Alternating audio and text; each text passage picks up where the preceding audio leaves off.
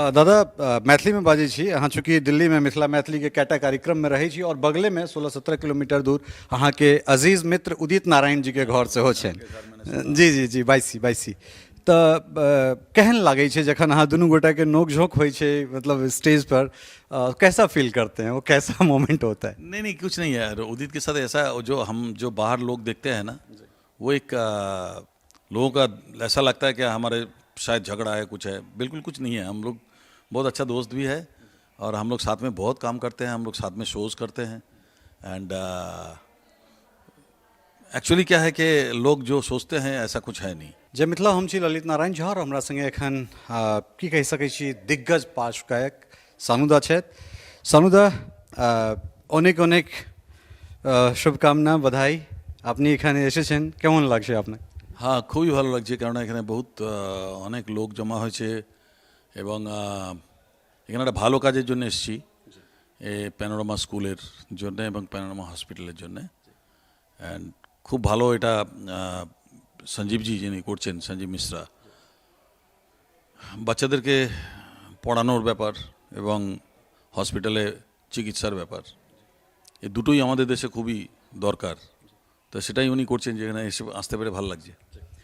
दादा मैथिली में बाजै छी अहाँ चूँकि दिल्ली में मिथिला मैथिली के कएटा कार्यक्रम में रहै छी और बगले में 16-17 किलोमीटर दूर अहाँ के अजीज मित्र उदित नारायण जी के घर सेहो छनि। जी जी जी बाइसी तऽ केहन लागै छै जखन अहाँ दुनू गोटा के नोक झोंक होइ छै मतलब स्टेज पर कैसा फील करते हैं, वो कैसा मोमेंट होता है? नहीं कुछ नहीं है यार। उदित के साथ ऐसा जो बाहर लोग देखते हैं ना, वो एक लोगों का ऐसा लगता है कि हमारे शायद झगड़ा है, कुछ है। बिल्कुल कुछ नहीं है। हम लोग बहुत अच्छा दोस्त भी है और हम लोग साथ में बहुत काम करते हैं, हम लोग साथ में शोज करते हैं।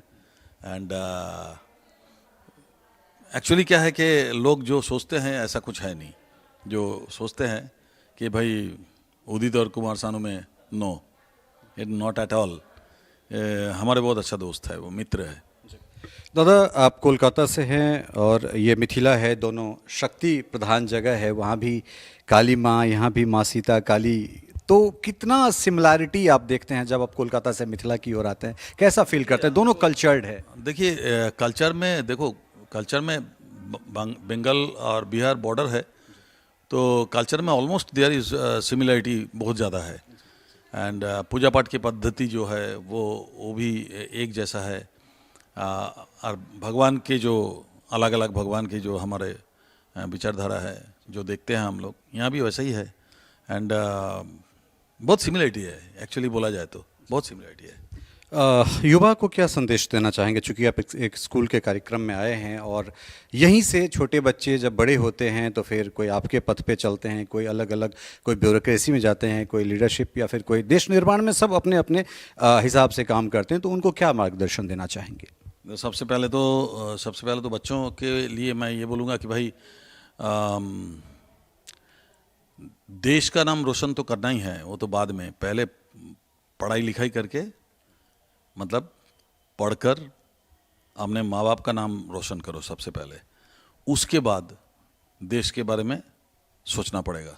जब तुम थोड़ा सा बड़े हो जाओगे तो तुमको सोचना पड़ेगा कि देश के लिए हमको कुछ करना है। सो पढ़ाई लिखाई बहुत ज़रूरी है।